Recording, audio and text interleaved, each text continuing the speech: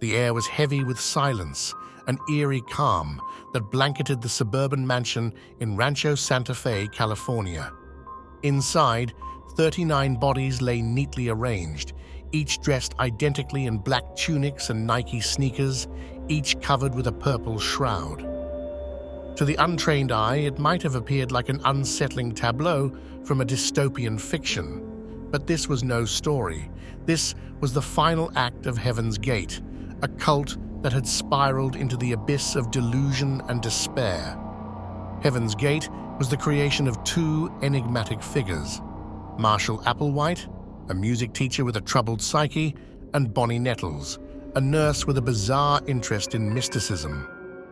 They met in 1972, a chance encounter that would ignite a shared obsession with extraterrestrials and apocalyptic prophecy.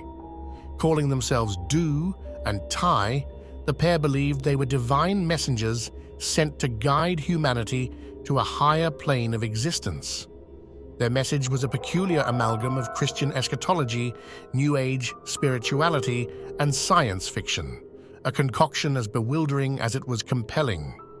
Yet, beneath their theology lay a deeper, more human narrative, a longing for purpose, connection, and transcendence.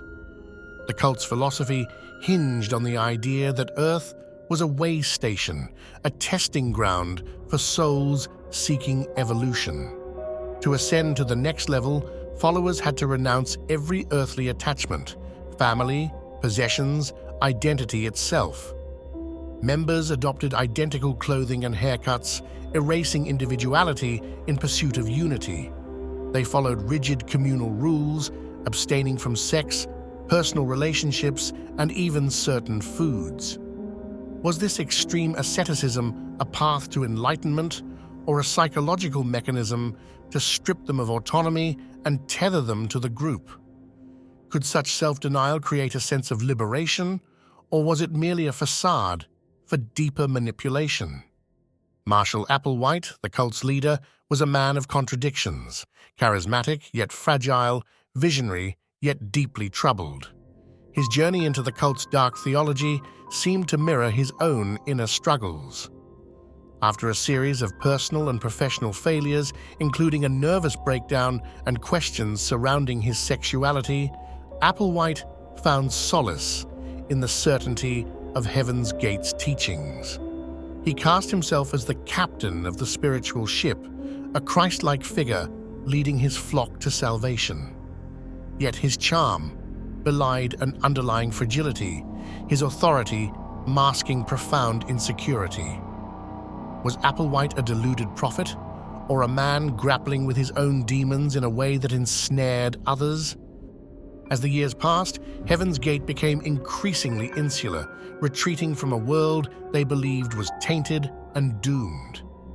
The group survived on the fringes of society, funding their endeavors through web design work, a curious juxtaposition of their otherworldly beliefs and mundane skills.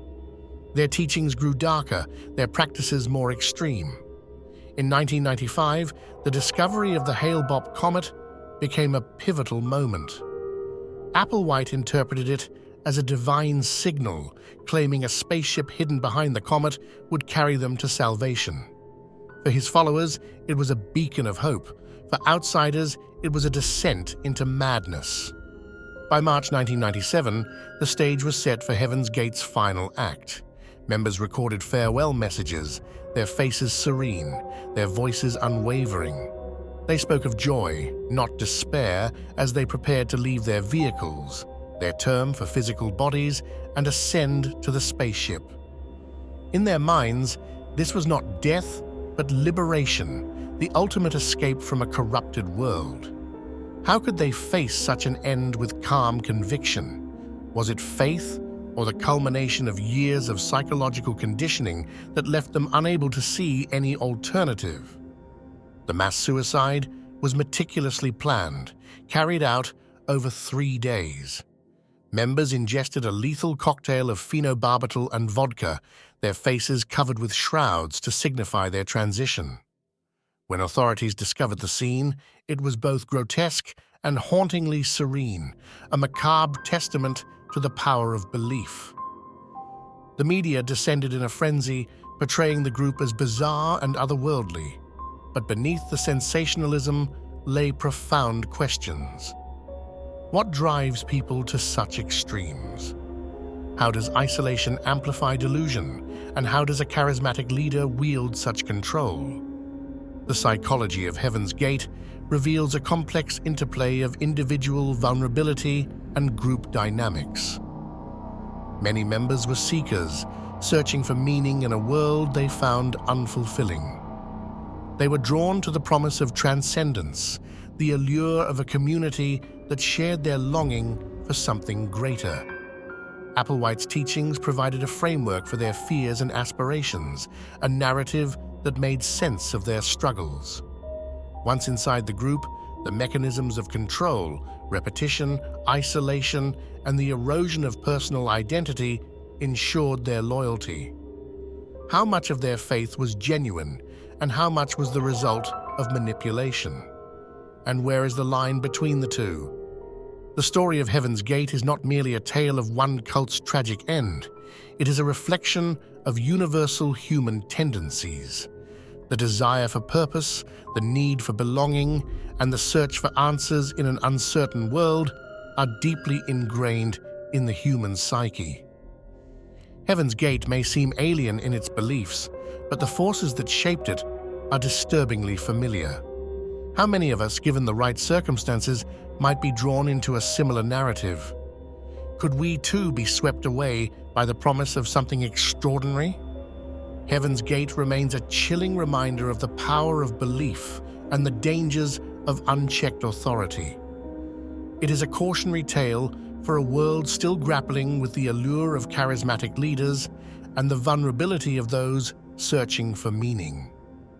As we look back on the purple-shrouded bodies in that suburban mansion, we must ask ourselves, what does it mean to believe, and what is the cost when belief becomes absolute?